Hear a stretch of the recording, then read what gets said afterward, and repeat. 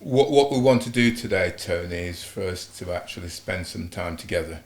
And as men, we know often people say that men don't spend quality time together. You and I have known each other for a very long time. We've had coffees together, meals together. We've even been on holiday together. Nightclubs together. Yeah, absolutely. All days, yeah. But what we want to do and actually invite people to listen to us and watch us do this is to spend time, quality time together, talking about each other's life, our experiences, and how we've got to where we are over the years. So what we're going to do is invite people to just spend time with us. And also for us to actually have a laugh and to have some experience, 30 minutes together, just talking about each other and sharing, remembering. Remember, we talked about this is about remembering, revisiting old times and reviewing some of our experiences, So maybe we start by you just telling us a little bit about what you think we want to try and achieve, and then how we first got together. Your memory of when we first got together as Well, my first memory of you or us as friends goes back, going back to the I think it's the early 70s. We'd have met. We met at Ramsdale Crescent or Sherwood sometime when we moved up there in 1970, coming from Sneinton. And so my memory of you goes back to about 1970. And since then, we've held on to a friendship. We met on the street. We had other guys live on the street, Duffield, Dwight, and we had a couple of other black families on it. It was a small knit community on the street, and that's where we met. So going back, we're talking about that's 50 years, almost 50 years of knowing you. So we've come a long, long way, and we're at the stage now where we're looking back now, and in this segment we can have a good laugh and chat about all those years since we met, coming up to this day now when we're, I wouldn't say advanced age, but we're mature age and so on and whatnot. So it's good. Yeah, it's good we're here, and I look forward to, as I say, getting back in time and going through the good times, the bad times, and the indifferent times we've had or experienced in our life. I mean, one of the things I remember about Ramsdale Crescent is, yes, you're right. I mean, there's three of us that still connected together as really good friends from then. There was about four houses with black families in it. Yeah. Eight boys. Yeah. Yeah. And that was all within, about 12, 15 houses? Yeah. And Sherwood in those days was actually very white community. Yeah, very posh. But it just happens that on that one street, there was a collection of families, and that was actually an amazing thing because for me, I came to England straight to that street. Okay. Yeah. Okay. So for me, that was my experience. England was that street for me at that time. Okay. Yeah. I was 13, and that was it. And I remember not long after Duffield, my mate came up down the road, and then yourself further up, as you say, in the 70s. But we were there. My parents moved there in 65. Okay. And then I joined them in 66, straight from Jamaica. But I mean, the street for me was an interesting street, because most of the other families, the white community, were older families. Yeah, I remember that. I remember that well. I don't know if you remember any of the other houses that was... Yeah, I remember next door was a little bungalow next to us. But you moved to Sherwood before me. When I first came to England, I actually lived in Sneinton. Oh, yes. In Nottingham. One of these 2 up, 2 down houses. Bradbury Street, I think the name of it was. Moved into it. There was four of us kids and parents in there. And I guess my parents were upwardly mobile, so after a couple of years there, they looked to look somewhere posh. They're ambitious, our generation, my parents' generation, wanted to move somewhere better. The kids needed space anyway, because there were 4 or 5 of us sleeping in one room. So when we moved to Sherwood now, it was 2 to a room. Of course, mum and dad still shared the same room, same bedroom, but that's just a joke, sleeping. And so that's why we moved to Sherwood. And for us, it was moving up market. From Stenton to Sherwood was a big step. And voila, here we are, 50 years later, as a starting point in our time together. Well, one of the key things, I mean, Sherwood was itself, as I said, there was teachers on there. I remember a music teacher was on the street.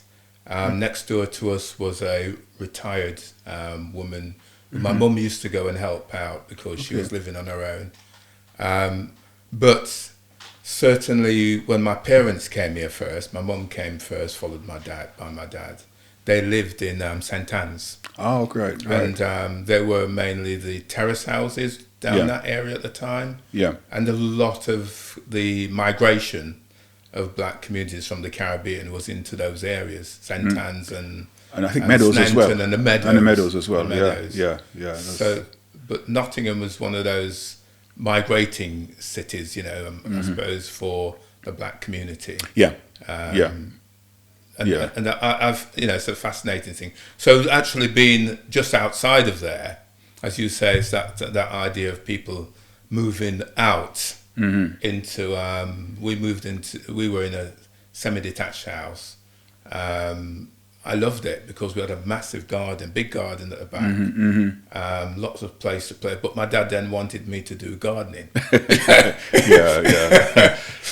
the contentions around our house is that we had to do the gardening, we had to do the cleaning of the house. But to be fair to them, they had to get out and work. Well, we had to do everything. We had to really learn to washing the clothes, ironing, cooking, all these things we learned as boys in those days. I don't know what happens nowadays with the kids nowadays, but as a kid in those days in Sherwood and starting in Stenton actually, as well as taking care of the kids, the siblings when the parents are going to work. So these are the things we went through. We had to do as a young kid. Washing the dishes, cooking, taking care of your younger siblings, and still actually look for time to do your homework. It wasn't an easy time in those days, but we got through and we did make it somewhat, despite all that pressure of having to do all those household chores.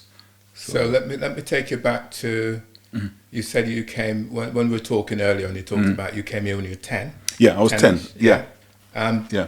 So you went straight into primary school. Tell me about your schooling. Or did you go straight to secondary? No. I was 10. I would have gone to junior school. Not far, about 5 minutes walk from the house. Luckily enough, and basically I was just plunked into, I think, 3rd year class. In junior school. I'd never seen so many white kids before. Anyway, I sat next to this girl, and she was like, she literally wanted to touch me to see if I was really black. I don't think she'd seen many. I think there was probably one other black guy in my class there was at the time. And the rest were just white kids. And for me, it was just a total culture shock. I mean, I'd overcome the culture shock already from arriving in Jamaica in the cold weather. And I think it was Manchester I landed. It was absolutely freezing, raining, everything and whatnot. And then school was shortly afterwards, where we, as I say, third year. So I spent 2 years at Greenwood Junior School. And then from there, we moved up to the secondary school. For 5 years, which was at the time was just an all-boys school, by the way. And then in the first year, I was there, and in the second year, it merged with a nearby girls' school. And it became Greenwood Bilateral School. I remember that word, bilateral. School, don't hear much about that nowadays.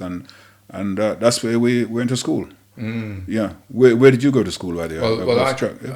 I came, and as I say, I was 13, so I went straight into secondary school. I remember we lived in Sherwood, and my brother was 8 years old, so he had to go to primary school. I had to go to secondary school.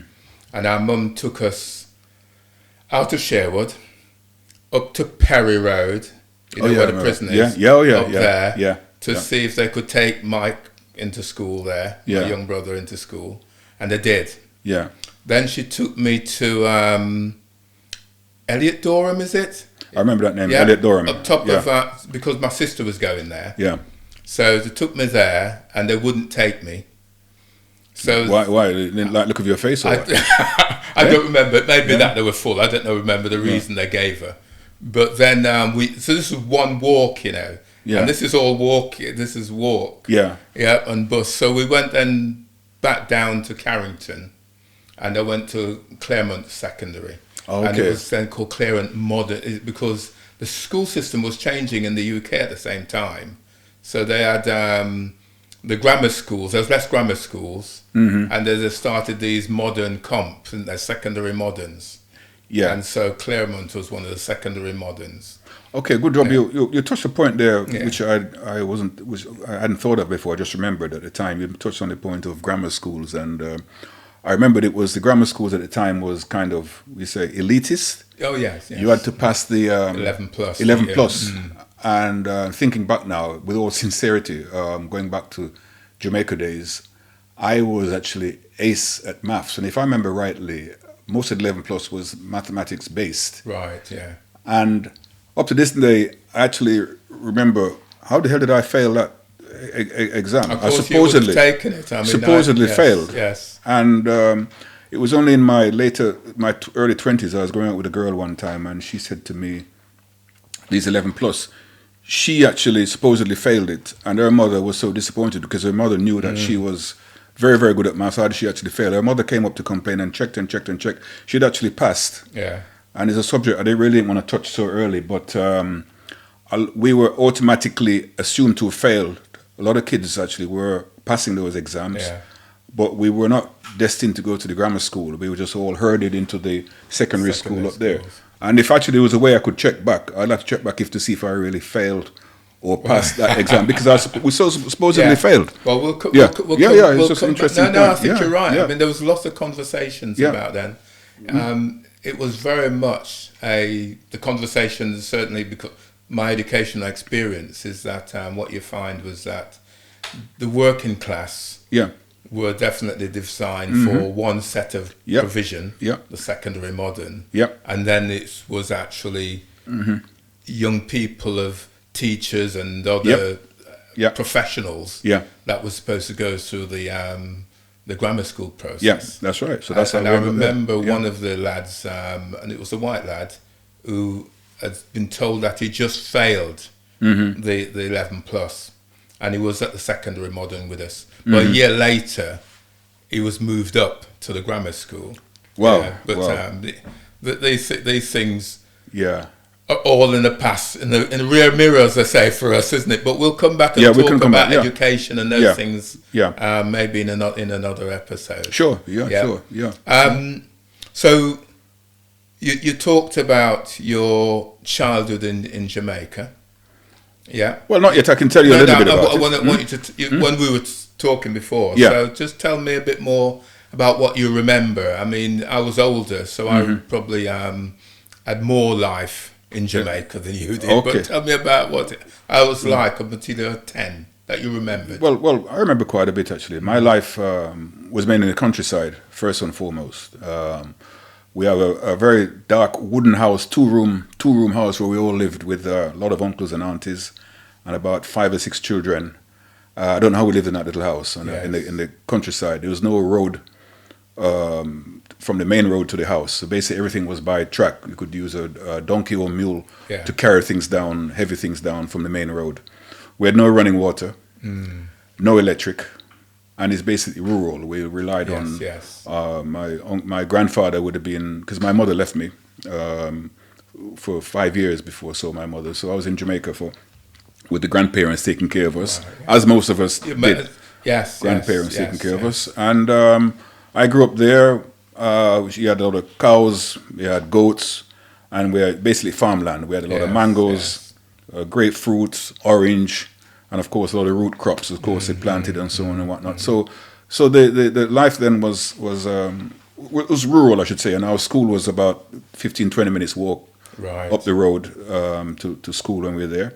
And I remembered something very interesting. Once I went back to Jamaica, and my aunt, who remembered me from when I actually left Jamaica, she said to me, when my mother sent for me, she didn't really want me to go. to England because she wanted me to be the village doctor. Oh, right. She saw potential in me, and she told me that is actually what she wanted. So she was very disappointed in my mother taking back to England. But at the time, the trend was to take your kids to England to improve. Yeah. So basically, that was it. The country. I remember a lot of things from the 60s. I can remember the day JFK was shot. Yeah. I was sitting on the veranda, it came over on the radio. I can remember Muhammad Ali fighting, I think, Sonny Liston. Right, yes. On the radio, and my uncles and aunties going mad in the room, listening to the fight. So that was the memory I had. I remember riding mule or donkey regularly, going shepherding the donkey with the mule with the sugar cane to the mill in the mornings. In the afternoons. In the mornings, I remember going with my uncle to milk the cow at the crack of dawn, getting up and so on there. I remember going to the shop at night time. Yes. We had a lot of graves at the front yard of relatives who had died, and it was kind of scary when you were 8, 9, 10 years old. Duppy story. So these are the kind of things. I don't know what yours was like in Jamaica. It was interesting because yours is although you said your mum left you for 5 years, very stable. Yeah. Mine was much more sort of haphazard. So my mum left us in country in Trelawney and moved to Kingston without us. Yeah. And so I was probably about 5 then. Yeah. So she left me with my grandparents similarly. I remember me and my sister, my older sister, going to school and so on in the country. Some good memories because I was quite young then, but I do remember I've got half brothers which are older than me. I remember going to chop wood with them early morning. Yeah. I remember having a wash, you know, when the standpipe. So we haven't got running water. We had a standpipe, and so you had to go out in the yard. Yeah, I remember. You wash yourself and so all that. Yeah. Before you went to school. So I remember all that up until I was 7, and then my mum called for us in Kingston.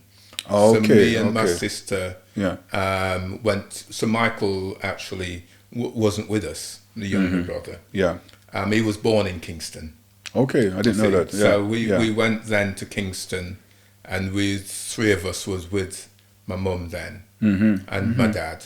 Okay. But my dad seemed to have been, and this is all memory. Yeah. And this is what I'm saying, we're remembering things. And sometimes from that time, it's actually, because we haven't had the stories told to us, or I haven't in the same way. But my dad was travelling for work. So he'd go away for a few weeks. What did he do about it? Well, he's down as a stonemason, but a lot of it was sort of labouring on different rigs. Yeah. I understood that he went to Panama Canal to do some work. Really? And in those times that he travelled to Cuba to look for work. Yeah. So he was travelling, looking for work and so on. And it's that lack of work. And the people, when we talk about migration, I mean, it was because there was no work for a lot of those young adults in Jamaica that they were looking to the US and they were looking to here to travel and so on. Yeah. But anyway, so we were with them for 2-3 years in Kingston. Yeah. And then my mum came to the UK and just left us with our dad. Yeah. He looked after us, and my half sister looked after us. And then he came and left. Yeah. So we were then left with my half sister. Yeah. And I'll tell you a story about things she said to me afterwards, later on in another talk, because she was only 20, and she was asked to look after 3 of her mum's, mum's children. While her mum what goes on. Yeah. Yeah. But that wasn't unusual. Actually, it wasn't unusual. We're talking about barrel children, isn't that one of the conversations that people have about? But so they left. Mum and Dad was in England. We were left in Kingston, and then Mum and Dad decided that my sister couldn't manage looking after us. Yeah. So a friend of theirs came from the UK and took us to Clarendon. That's my parish. That's my parish, by the way. Clarendon to look after us. Do you remember which part of Clarendon it was? I don't remember. I tried looking it up. Yeah. I tried finding letters because they must have communicated with each other. Try finding letters from one to the other. But we went to Clarendon, and that's where we were for, again, another I never knew that. You were in Clarendon. Okay. Yeah. Okay. So okay. we were having to move around in that time scale. Yeah. So although I had good schooling in Jamaica, Yeah. it was never stable. Yeah. You Yeah. know, I had 2 years in the country, Yeah. and 2 years in Kingston, Yeah. and 2 years in Clarendon before we Before, came. yeah. But I mean, it's probably what made me, in terms of my, confidence, Yeah. courage, call it whatever you like. You got it all, man. You got it all, man. You got it all, man. It builds something in you in your early in the formative foundation years. Yeah, Yeah, absolutely. in the formative years. Yeah. Yeah. So, is there anything else you want to say about your Jamaica?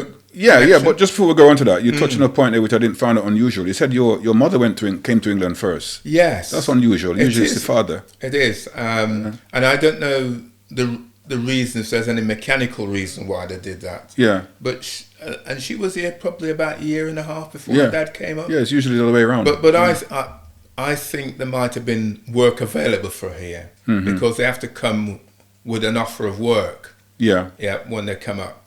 Right. So, and my uncle, I think, found work for my dad later on. Yeah. So it may have been to do with that Yeah. accessibility to work Yeah. in Nottingham.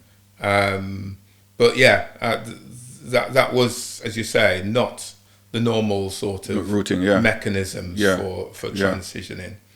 And of course, my mum and dad wasn't married, so Okay. they got married when they were up here. Right. Yeah. So it may have been that, where usually my dad would come and he'd send for his wife and the kids. Yeah. But In time, it may have been the fact that they weren't married and different. So Yeah. again, that's something I'd probably check out and try and find some more information about. Yeah. Well, you're lucky then you had a mum and dad, and I could say, talking about Jamaica, I didn't even know my dad anyway. Yeah, my dad was a truck driver. Right.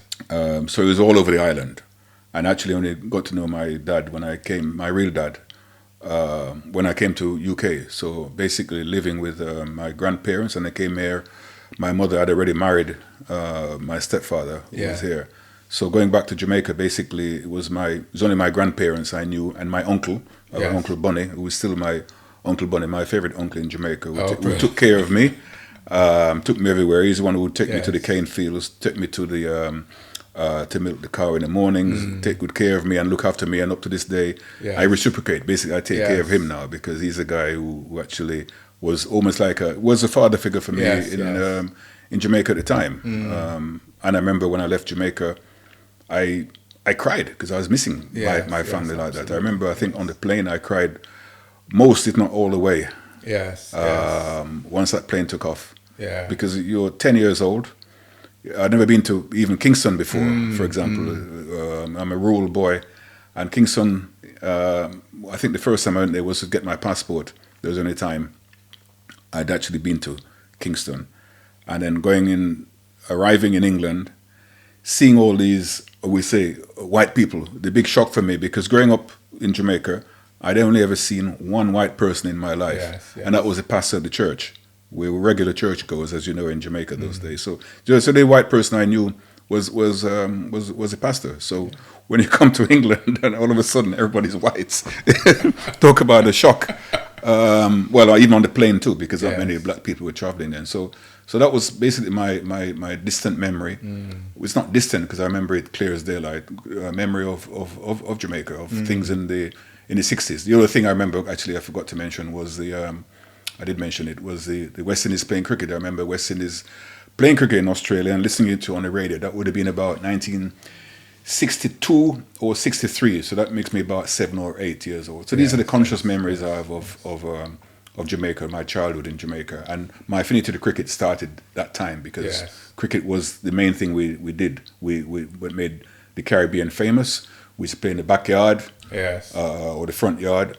Things like football and all the things I came to see in England, I never played in my life. Later. I never played. I knew nothing about football until I came to England. Absolutely nothing. I never knew the game. So you probably did because you were in Kingston, but I never knew it. Yeah, I mean, in Kingston, just on the family bit, I mean, there's a massive disconnect with that movement of people. I certainly, so I know my mum had 2 sisters. I probably met them when I was really small, but I didn't meet them again until I went back to Jamaica much later. I knew my dad had 4 brothers. Okay. But I only know the eldest one who was living here in Nottingham. The others I never met. Yeah. I knew one lived also in Nottingham for a while before he went to America. Yeah. So that movement also disconnect family relationships. Yeah. You know. Yeah. And I suppose, as I said, mine was much more disparate than yours. So there's that total disconnect. I knew both my grandparents, my grandmothers. Yeah. Yeah, but I never knew either of my granddads. So it's a weird sort of disconnect. Yeah. But that's, for most black families listening to this, will probably put their hands up and says, yes, it's similar for us. But at least you had a mother and father. I mean, you knew them too. Yeah. So yes, in my case, I had a mother. My father was distant. Was busy. Yes. So called. So yes. yeah. I mean, I don't know why my dad was so passionate about looking after us and providing for us. Yeah. But I think it's probably because his mother looked after him. Yeah. And he wanted to do different. Yeah. You know, because every time he never talk about his dad. He always talk about his mother. Oh, right, right. When he's disciplining us, yeah. That's where his mother disciplined. Yeah, that's what. Yeah. You know? Sort of spare the rod and spoil the child. And that didn't mentality. want him to go out with mucky shoes, and didn't want him to get, those sort of things. Right. Traveling here, I think, again, as you say, I knew one white gentleman in Jamaica. He was an ex-army, and he was running a scrapyard. Yeah. Yeah, and that's the only person I knew. In terms of television, in Kingston, we were just hearing about television. And I remember every Friday night I used to go and watch Bonanza. Okay, on, the Western. You're going back a bit there, Raph. We'll go watch Bonanza on the television. Going back, yeah. Don Western. Black, so Western, yeah. Western. Yeah, I remember it. But I mean, that was great. And coming up, when we came over here, as I said, we came in March, which was still cold. Yeah. We haven't seen snow before. Chimneys with smoke coming out of it. Yeah. You know, all those things that were very different for us. But we're moving because in Kingston my parents had a flat, and there was like two rooms. Yeah. Them in one and 3 of us sharing the other space. The usual. So effectively, when we came here, we all had a room each. Yeah. It was, move up, upscale. Move upscale. Totally different. Yeah. Okay. Yeah. Well, when I arrived, I arrived in November. So again, it was already cold as well. I can't imagine up to this day what kind of clothes I was wearing and how I didn't catch pneumonia or the flu. Up to this day, I don't know, because I've never been so cold in my life. Then when I arrived in Nottingham, I was given this tea to drink. Boy, I never tasted anything so foul-tasting thing in my life as English tea. Because in Jamaica, we used to drinking like seriously tea, bush tea, chocolate, because we used to grow chocolate as well. All those things were natural and so on. Come here and tea. I think I spat it out, to be honest with you. Because I never tasted it. I mean, it's an acquired taste. Now I realize it's an acquired taste. But those days, I just couldn't drink it at first. Did you used to have sugar and water in Jamaica? Well, that was the main thing. Sugar and water was like medicine in Jamaica. I remember once we had a mule that my grandfather said to me and my younger brother, you can ride the mule, but 2 of you should never ride this mule. If 2 of you go on the mule, he's going to throw you off. And of course, we young boys, we laugh at him and whatnot. I say, ha ha. So one day we went on the mule together, tried to ride, and lo and behold, boof, mule throw us off, man. Boof. And you know the medicine my grandmother gave us to make us feel better, because you mash up and everything else. Sugar and water. Yes. That was what she gave us to make us feel better. So that was the medicine, man. So that's how we went on those days. Everything was sugar and water.